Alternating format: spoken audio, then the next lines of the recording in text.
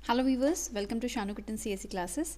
इस वीडियो में हम देखेंगे एसक्यूएल में एग्रीगेट फंक्शंस क्या होते हैं, कितने टाइप्स के होते हैं एंड उनके एग्जांपल्स भी हम देखेंगे। सो चलिए स्टार्ट करते हैं। अगर आपने इस चैनल को सब्सक्राइब नहीं किया है तो सब्सक्राइब कर लें, लाइक एंड शेयर भी ज़रूर करें एंड न्यू वीडियोज़ की नोटिफिकेशंस पाने के लिए बेल आइकन पर ज़रूर प्रेस कर लें। सो चलिए एसक्यूएल एग्रीगेट फंक्शंस स्टार्ट करने से पहले फर्स्ट ऑफ ऑल हम एक थोड़ा सा ओवरव्यू देखते हैं कि एसक्यूएल फंक्शंस क्या होते हैं। SQL में कुछ built in functions होते हैं to perform different kinds of operations on data that are stored in the database.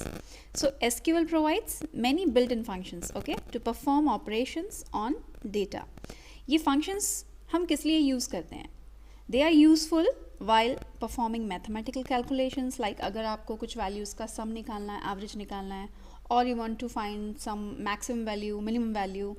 सो उस केस में हम यूज़ करते हैं, या हमें कुछ स्ट्रिंग कॉन्केटनेशंस और सब स्ट्रिंग्स निकालने हैं तो उसमें भी हम यूज़ करते हैं कुछ बिल्ट इन फंक्शंस का। So basically there are two categories of SQL functions, one is aggregate functions and another one is scalar functions. So इस वीडियो में हम एग्रीगेट फंक्शंस डिस्कस करेंगे विच आर वेरी इंपॉर्टेंट, अगर हम university point of view से भी देखें या फिर हम गेट पॉइंट ऑफ व्यू से भी देखें, और अगर हम एसक्यूएल क्वेरी में देखें तो इसका एक बहुत इंपॉर्टेंट रोल रहता है, बिकॉज इसका यूज़ हम different clauses like group by clause में भी करते हैं। सो एग्रीगेट फंक्शंस और स्केलर फंक्शंस में बेसिक डिफरेंस क्या है? पहला जो कॉमन चीज़ ये है दोनों में, that aggregate functions and scalar functions ये दोनों के दोनों सिंगल वैल्यू को रिटर्न करते हैं, ओके और दोनों में अगर हम डिफरेंस देखें तो एग्रीगेट फंक्शंस ऑपरेट करता है ऑन मैनी रिकॉर्ड्स और सिंगल वैल्यू को रिटर्न करता है, वाइल स्केलर फंक्शंस क्या करता है, it operates on each record independently, ठीक है, and returns single value. So aggregate function क्या करता है, मल्टीपल रिकॉर्ड्स पे वर्क करता है और एक सिंगल वैल्यू रिटर्न करता है, और स्केलर फंक्शन क्या करता है, हर कॉलम के एक सिंगल रिकॉर्ड पे वर्क करेगा और सिंगल वैल्यू रिटर्न करेगा, सिंगल रिकॉर्ड पे वर्क करेगा, सिंगल वैल्यू रिटर्न करेगा। तो दिस इज स्केलर फंक्शन। सो चलिए आगे बढ़ते हैं, एग्रीगेट फंक्शंस को अब हम डिटेल में देखते हैं because it is very important और बहुत ज़्यादा टफ भी नहीं है, समझने में इजी है। हाँ, थोड़ा एग्जांपल्स पे आप ध्यान दीजिएगा क्योंकि इसके अलग अलग वेरिएशंस भी होते हैं एसक्यूएल क्वेरी लिखते समय। सो एग्रीगेट फंक्शंस क्या होते हैं? They perform calculations on set of values and returns a single value.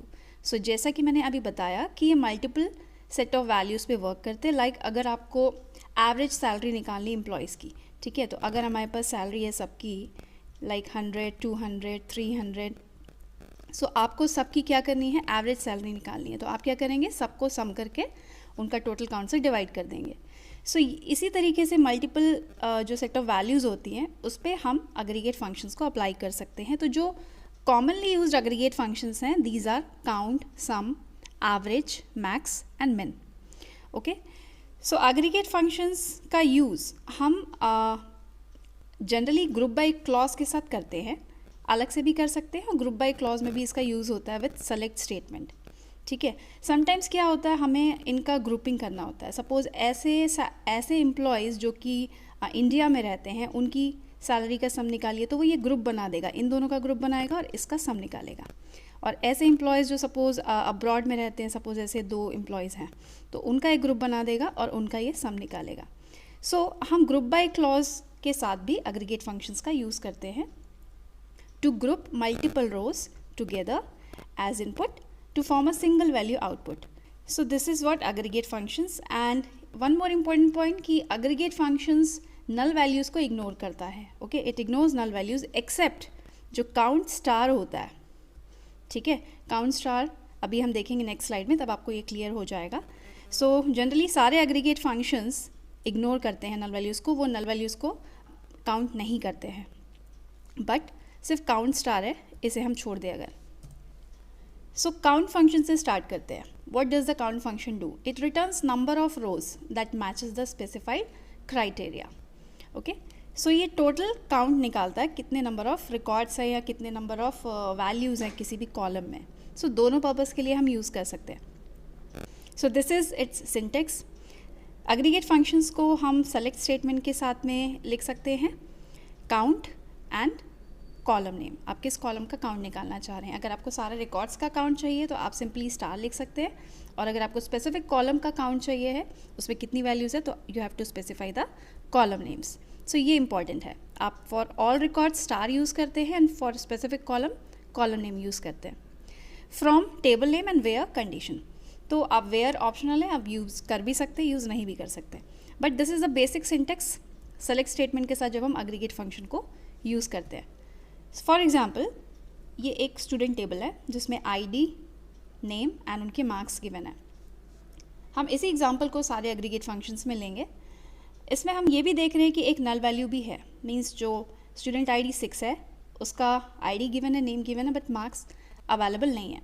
So unknown values या मिसिंग वैल्यूज़ के लिए हम यहाँ पे नल वैल्यूज़ शो करते हैं।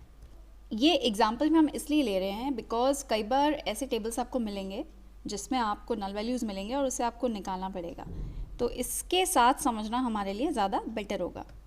सो चलिए अब हम देखते हैं, अगर हमें फाइंड करना है total number of student records, total number of student records निकालने हैं, तो टोटल रिकॉर्ड्स कितने हैं यहाँ पे, टोटल 6 रिकॉर्ड्स है, वी कैन सी 1 2 3 4 5 6, ठीक है। तो हम सारे रिकॉर्ड्स को काउंट करने के लिए सिंपली काउंट स्टार यूज़ कर सकते हैं। For all records we use count star, okay. From student table, तो यहाँ टेबल नेम स्टूडेंट है, तो इसका आउटपुट क्या आएगा 6, because there are 6 records, okay, 1 2 3 4 5 6।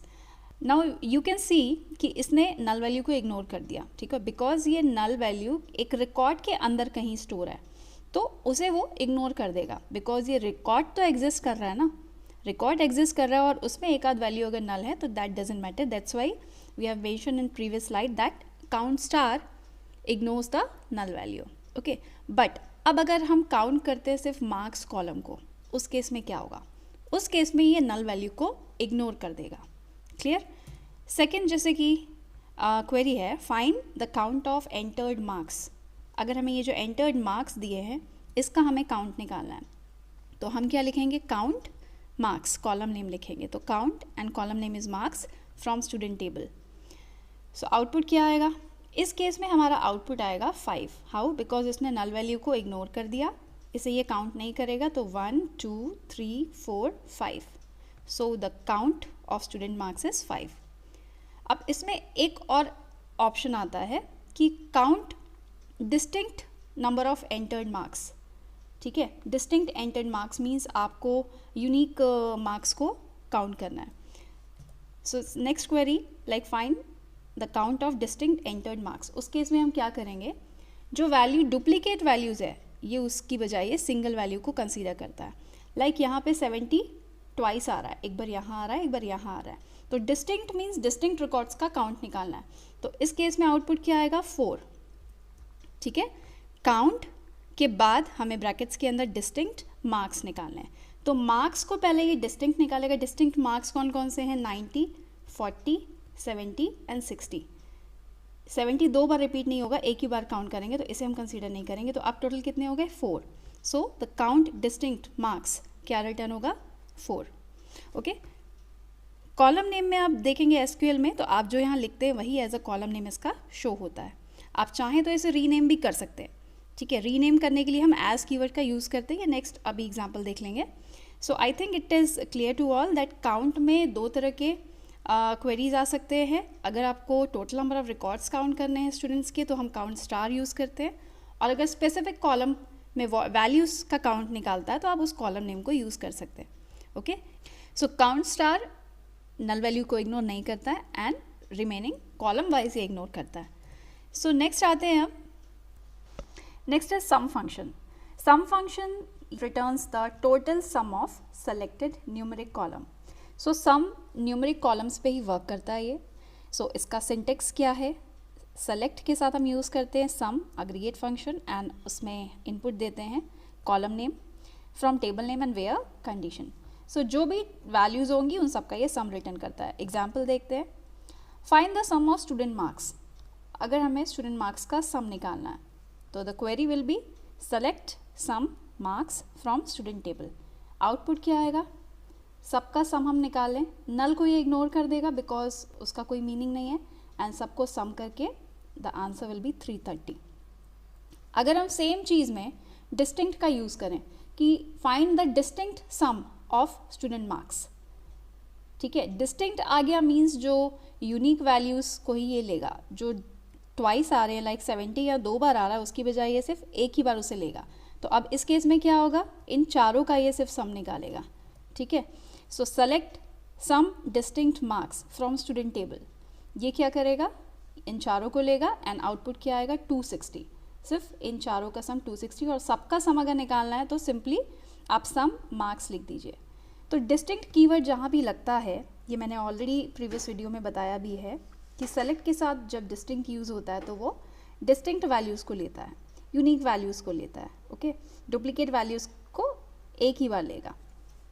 So this is what sum function. अब अगर इसमें हम चाहें तो रीनेम का भी यूज़ कर सकते हैं। लाइक हमें अगर इसको रीनेम करना है, यहाँ sum marks as it is दिखा रहा है, इसे रीनेम करना है तो हम एज कीवर्ड का यूज़ कर सकते हैं, और जो भी हमें देना है उसका कॉलम का नेम सिंगल कोट्स के अंदर दे देंगे सम मार्क्स, तो आउटपुट कुछ इस तरीके का आएगा। ठीक है, सेम क्वेरी है ये वाली, इसे हम एज कीवर्ड से लिए हैं to create its alias name और टू रीनेम इट टेम्परली। तो this is sum marks column name. Now next आते हैं average function. Average function return करता है average value of selected numeric column. ये भी न्यूमरिक कॉलम पे वर्क करेगा। और एवरेज हम कैसे निकालते हैं, total number of sum divided by total number of count. Okay, so syntax same है सेलेक्ट स्टेटमेंट के साथ, average aggregate function and column name हमें बताना है कि किस कॉलम का हमें अग्रीगेट फंक्शन एवरेज अप्लाई करना है from table name and where condition. तो for example same student table में हमें इन मार्क्स कॉलम का एवरेज मार्क्स निकालना है, तो find the average marks of student. So query क्या रहेगी, select average, column name is marks from student table. So इन सब का एवरेज निकालने पे हमें क्या मिलेगा, ये मिलेगा 66। ठीक है, अब ये एवरेज मार्क्स कैसे परफॉर्म होता है ये भी हम देख लें। एवरेज मार्क्स का मतलब क्या है, it is actually sum of marks divided by count of marks. So sum of marks 330 and total count कितना है 5, 1 2 3 4 5 divided by 6, that is 66। Okay, next क्या है, अगर हमें डिस्टिंक्ट वैल्यूज़ का एवरेज निकालना है, मीन्स डिस्टिंक्ट मार्क्स का एवरेज निकालना है, उस केस में हम एवरेज के साथ उसके अंदर क्या यूज़ करेंगे, डिस्टिंक्ट मार्क्स। सो ये डिस्टिंक्ट मार्क्स पहले निकालेगा, कौन कौन से हैं, ये हैं डिस्टिंक्ट मार्क्स, और इनका अब सम निकालेगा और इनका ही काउंट निकाल के डिवाइड करेगा। इट मीन्स ये कैसे वर्क करेगा, एवरेज डिस्टिंक्ट मार्क्स कैलकुलेट कैसे होगा, ये थोड़ा ध्यान देने वाली बात है। सबसे पहले ये सम निकालेगा of distinct marks divided by count निकालेगा ऑफ डिस्टिंक्ट मार्क्स। देन हमारे पास क्या आ गया, 260 आ गया इन चारों का सम, एंड टोटल काउंट कितना है इनका 4, एंड आंसर आ गया 65। ठीक है, सो this is how you calculate average marks and average distinct marks. ये थोड़ा ध्यान देने वाली बात है। और नल वैल्यूज़ हम ध्यान रखें हमेशा इग्नोर हो जाएगी, इसे हम काउंट नहीं करते हैं। अब अगर हमें रीनेम करना है तो सेम एज कीवर्ड के साथ आप चाहें अगर सेम क्वेरी में एलियास लगा सकते हैं एज कीवर्ड के थ्रू एवरेज मार्क्स, तो आउटपुट में जो कॉलम आएगा ये यहाँ पे बस एवरेज मार्क्स लिखा रहेगा बजाय इसके। ठीक है, तो ये आपकी हेल्प के लिए है, आपके कन्वीनियंस के लिए यूज़ किया जाता है rename operator, that is alias. Next function is max function. It is very simple कि मैक्सिमम फंक्शन रिटर्न करता है maximum value of selected column. Select के साथ उसका सिंटेक्स ये है max and column name from table name and where condition. So same student table पे अगर मुझे इसमें से मैक्सिमम मार्क्स कौन सा है ये निकालना है, तो हम कैसे निकालेंगे, सेलेक्ट मैक्स और मार्क्स कॉलम। मार्क्स कॉलम में मैक्सिमम कौन सा है 90, तो ये शो हो जाएगा मैक्सिमम मार्क्स इज 90। तो ये बहुत इजी है, बहुत ज़्यादा टफ नहीं है। बस आप जब ग्रुप बाय क्लॉज में इसका यूज़ करते हैं आपको थोड़ा ध्यान से यूज़ करना है, तो आपको बेसिक इनकी फंक्शनैलिटी पता होनी चाहिए। दैट्स वाई इस वीडियो में हम बेसिक फंक्शंस देख रहे हैं। लास्ट फंक्शन है minimum function which returns minimum value of selected column. So minimum के साथ हम दे देंगे कॉलम नेम, जिस कॉलम का आप मिनिमम और स्मॉलेस्ट वैल्यू निकालना चाह रहे हैं from table name where condition. So same if you have to find the minimum student marks, तो हम क्या यूज़ करेंगे, मिन मार्क्स यूज़ करेंगे। This is the query and output will be 40 because minimum marks और smallest marks कौन सा है 40। So this is about aggregate functions. Next video में हम स्केलर फंक्शंस देखेंगे और अपकमिंग वीडियोज़ में इससे रिलेटेड क्वेरीज भी देखेंगे। So thank you so much for watching this video. Hello friends, अगर आपने इस चैनल को सब्सक्राइब नहीं किया है तो सब्सक्राइब बटन पर क्लिक ज़रूर कर लें और न्यू वीडियोज़ की नोटिफिकेशन के लिए नोटिफिकेशन बेल में ऑल ज़रूर प्रेस कर लें।